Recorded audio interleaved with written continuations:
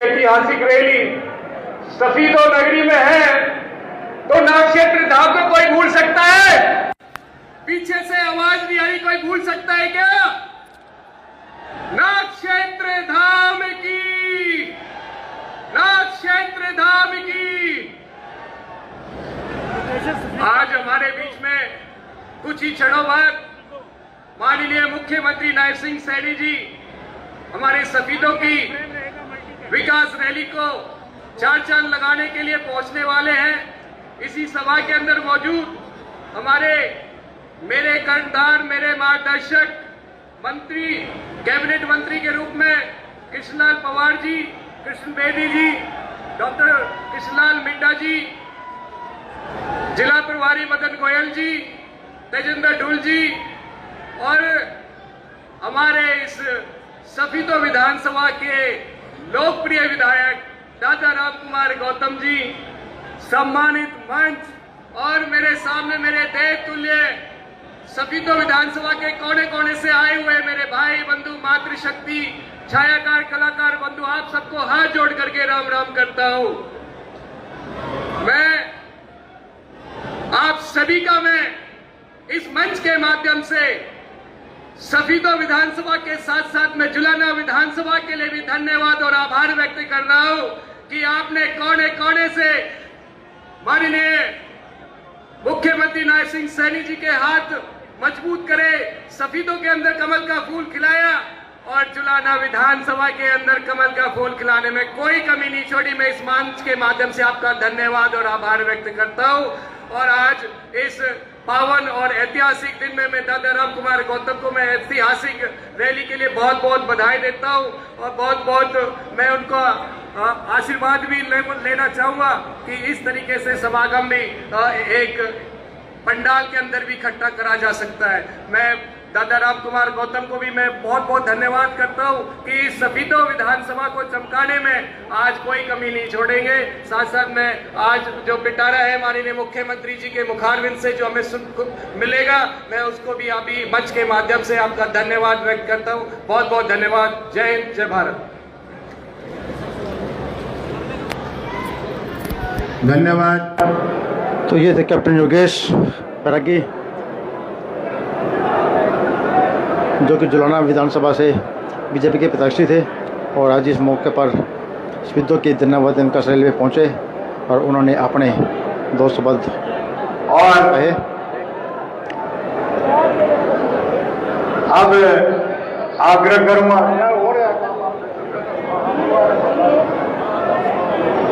मैं, thank you Amit, Mohit thank you. और आपके जोश के बीच आप ही के पार्टी प्रिय और जिन्होंने अपनी उपस्थिति से हरियाणा विधानसभा की गरिमा में चार चांद लगाए हैं, नीतिशील विवेक की प्रक्रिया को, व्यवस्थाओं को सरंजाम देने में जिनका बहुत योगदान है, चिकित्सा के क्षेत्र के धनी डॉक्टर कृष्ण मिड्डा जी, डिप्टी स्पीकर हरियाणा विधानसभा, मेरी आपसे विनती है कृपया आप आए और आज की धन्यवाद विकास रैली में अपना उद्बोधन दें। जोरदार तालियां उनके लिए बजाइएगा।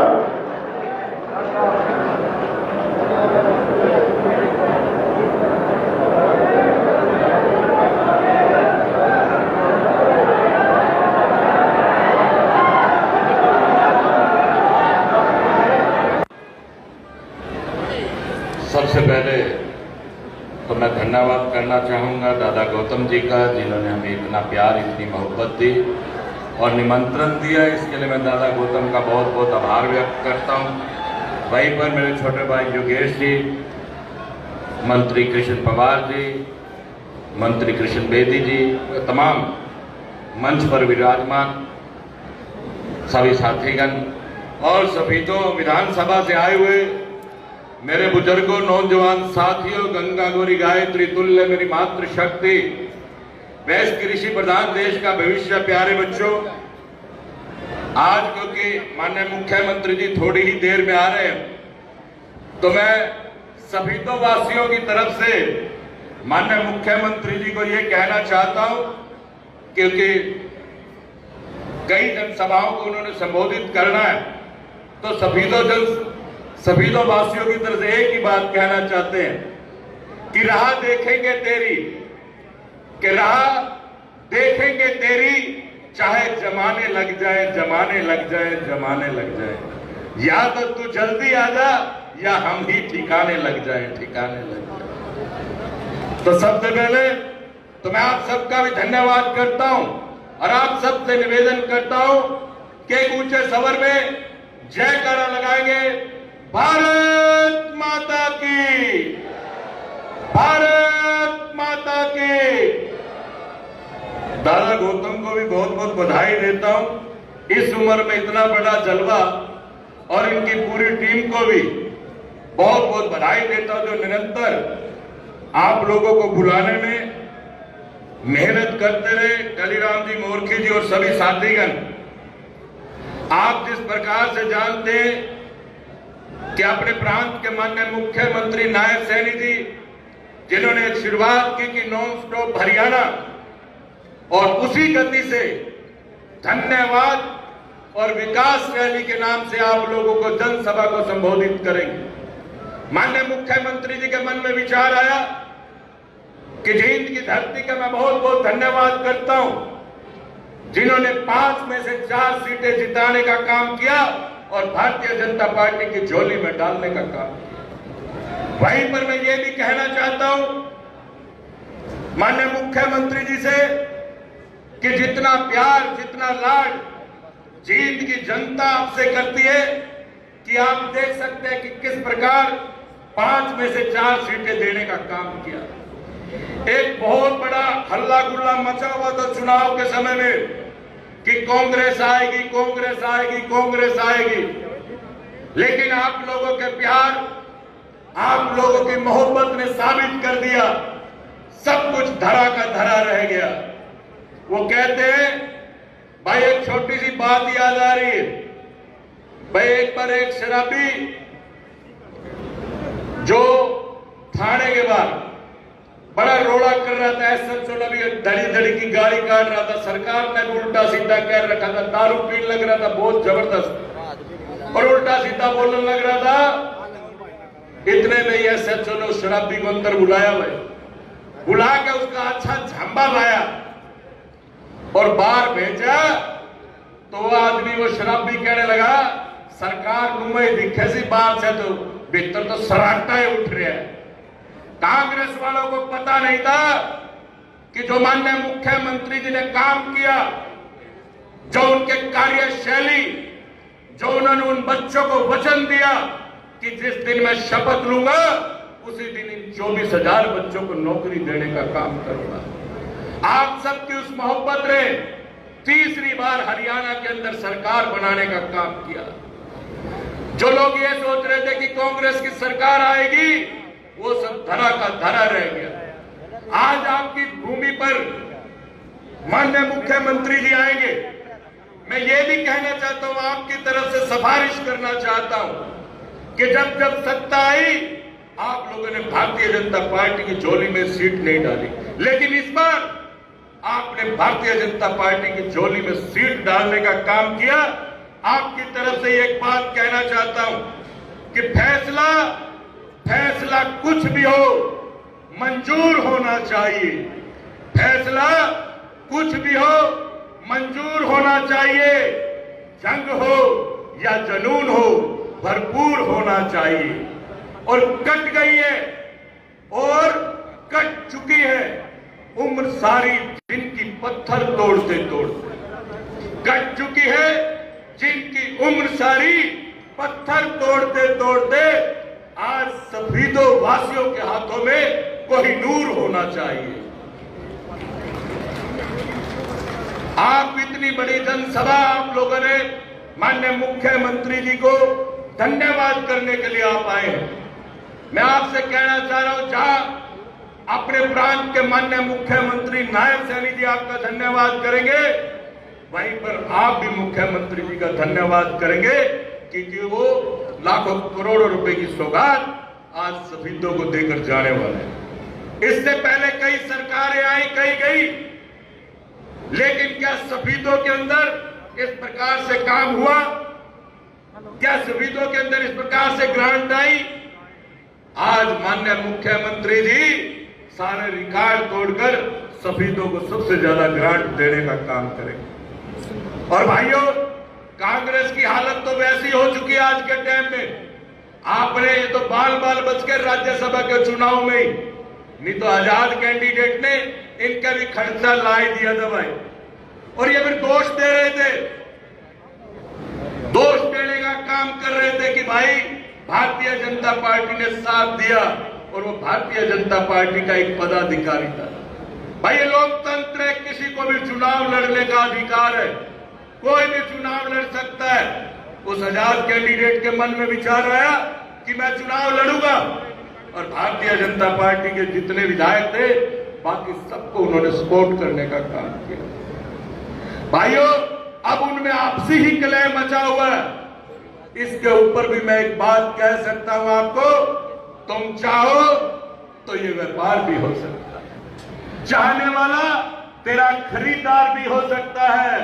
अपने दुश्मन को शक की निगाहों से ना देख, अपने दुश्मन को शक की निगाहों से ना देख, तेरा कातिल तो तेरा यार भी हो सकता है। भाइयों, वो दिन दूर नहीं, ये 5 वर्ष तो क्या देखिए, लगातार तीसरी बार भारतीय जनता पार्टी ने सरकार बनाने का काम किया। आप मान के चलिए 20 साल और लगातार भारतीय जनता पार्टी इस हरियाणा की धरती पर अपनी सरकार बनाती रही, और इसी प्रकार से सेंटर में भी तीसरी बार हमारे देश की गद्दी पर विराजमान हमारे देश के प्रधानमंत्री माननीय नरेंद्र मोदी साहब हैं, जिन्होंने एक कीर्तिमान स्थापित किया।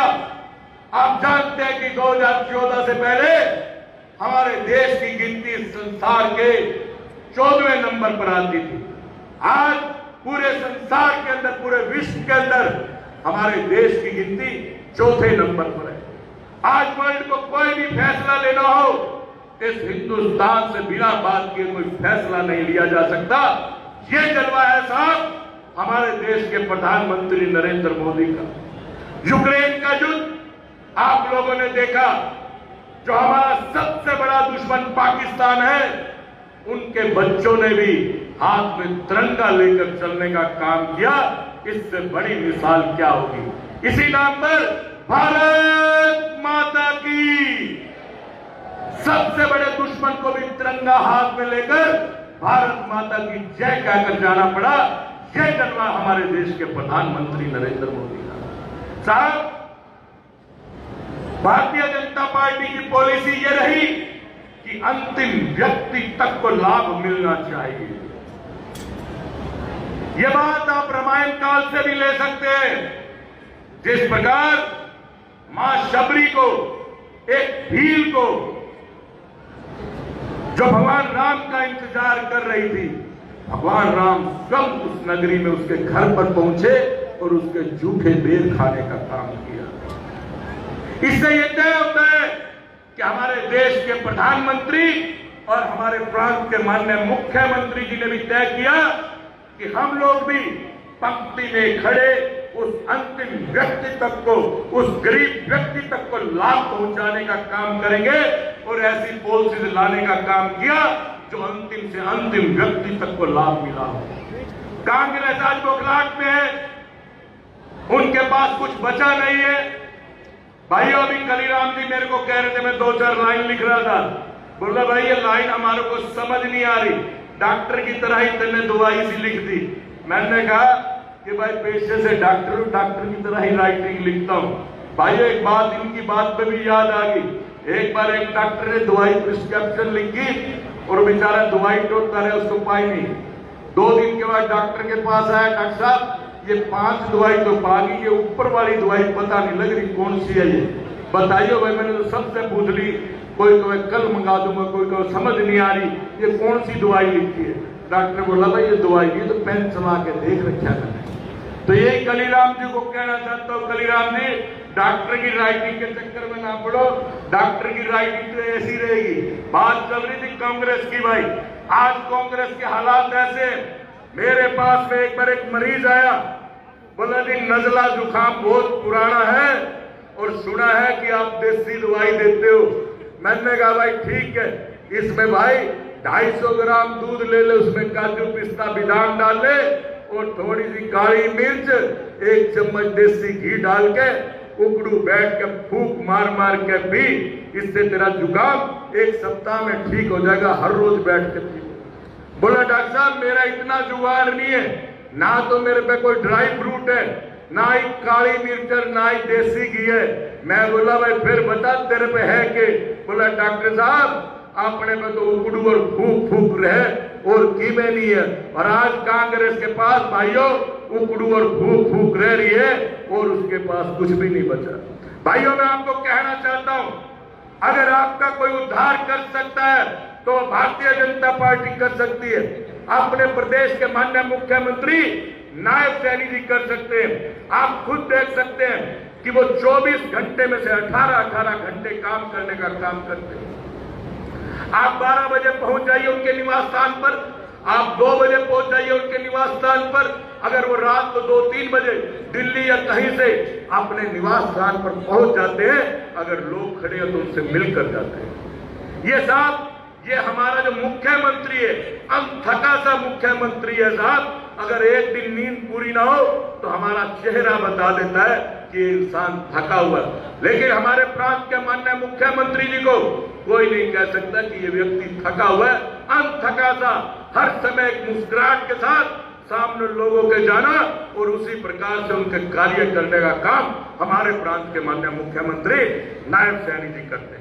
भाइयों मैं तो आप लोगों को यही कहना चाहता हूं कि जिस समय हमारे प्रांत के माननीय मुख्यमंत्री यहाँ आए तो ऊंचे स्वर में तालियां बजाकर उनका स्वागत कीजिए, और आप विश्वास कीजिए कल तो मेरे जींद में भी रह लिए, पर आप लोगों का हिसाब देख कर लगता है कहीं मुख्यमंत्री यही खजाना खाली करके ना चला जाए। मेरे को इस बात का भी डर लग रहा है भाई, लेकिन भाई अपना हिस्सा भी हम लेके ही छोड़ेंगे।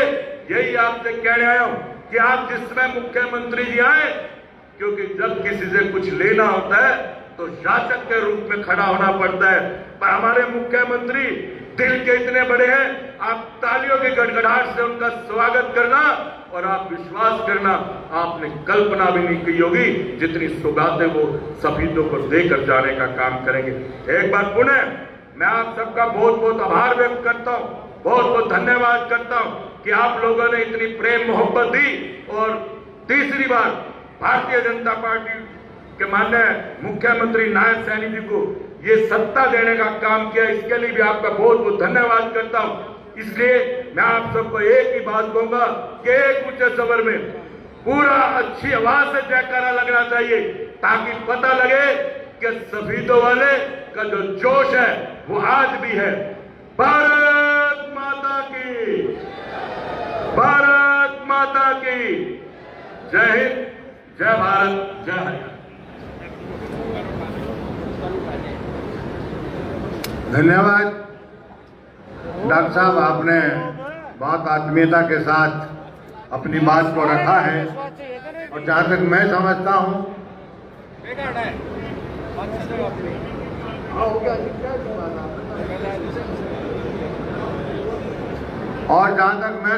डॉक्टर साहब कुछ बातें कल के लिए बचा के रख दी आपने, और जैसा आप सब समझ पा रहे हैं आदरणीय मुख्यमंत्री महोदय बहुत जल्दी यहाँ पहुँच रहे हैं। उनके स्वागत के लिए स्वागत समिति स्वागत द्वार पर पहुँच रही है।